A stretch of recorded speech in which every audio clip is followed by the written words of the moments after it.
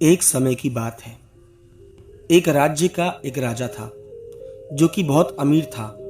अपार धन था उसके पास, लेकिन उसको ईश्वर ने कोई संतान नहीं दी थी और वो चाहता था कि वो राज्य के ही किसी एक बच्चे को जो कि योग्य हो उसे गोद ले, ताकि वो राज्य का उत्तराधिकारी बन सके और आगे का राजपाट बढ़ा सके।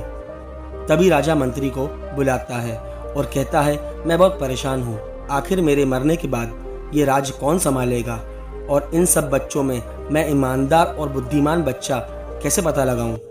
राजा की ये बात सुनकर मंत्री राजा से कहते हैं, मैं एक ऐसे मॉन्क को जानता हूँ जो आपके कष्टों का निवारण जरूर निकाल देंगे। मंत्री की ये बात सुन के राजा तुरंत ही उस भिक्षु मॉन्क के पास चला जाता है और सारी बातें बताता है। राजा की ये बात सुनकर सन्यासी मॉन्क राजा को कुछ बीज देते हैं और कहते हैं, ये बीज सब बच्चों को बांट दो और जो बच्चा इस बीज को बोकर 3 दिन में पौधा बना लेगा, समझ लो वही तुम्हारे राज्य का उत्तराधिकारी होगा।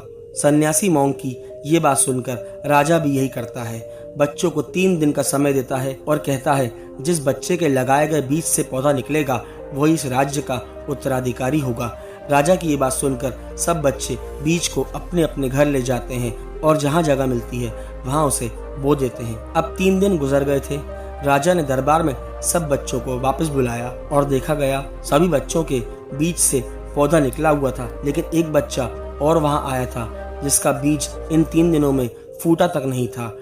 राजा फिर से परेशान हो गए, अब क्या करूं, इतने बच्चों में से एक बच्चा चुनूं कैसे। तभी राजा मंत्री को आदेश देते हैं कि वापस से उस सन्यासी मॉन्क को बुलाया जाए। मंत्री के बुलाने पे सन्यासी मॉन्क को दरबार में बुलाया जाता है। राजा सन्यासी से कहते हैं, इन सब बच्चों में से एक बच्चा कैसे चुन लूं, सभी का पौधा ठीक ठाक लगा हुआ है। तभी सन्यासी बोले, वो बच्चे को बुलाओ जिसका बीज ठीक तरीके से फूटा तक नहीं है। तभी उस बच्चे को बुलाया जाता है और सन्यासी उससे पूछते हैं, सभी का पौधा पहले दिन ही निकल गया, परंतु 3 दिन बाद भी तुम्हारा पौधा नहीं निकला, फिर तुमने क्या सोचा था। बच्चा बोलता है, मैंने हार नहीं मानी। उस बीज को पर्याप्त मात्रा में खाद, धूप और जरूरत की चीजें सब उसको दी मैंने। मुझे भले ही फल नहीं मिला, परंतु मैंने उसकी रखरखाव में कोई कमी नहीं छोड़ी। बच्चे की यह बात सुनकर सन्यासी मॉन्क उस राजा से बोलते हैं, यही तुम्हारे राज्य का उत्तराधिकारी बनेगा। तभी राजा चकित हो जाते हैं, ये कैसा इंसाफ हुआ।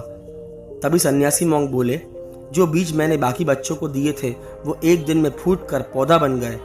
उसमें से निकलने वाले सब पौधे बंजर थे, उसमें ना तो अनाज उगता है ना ही फल फूल, और जो बीज इस बच्चे के पास रखा हुआ है वो फलने और फूलने वाला है।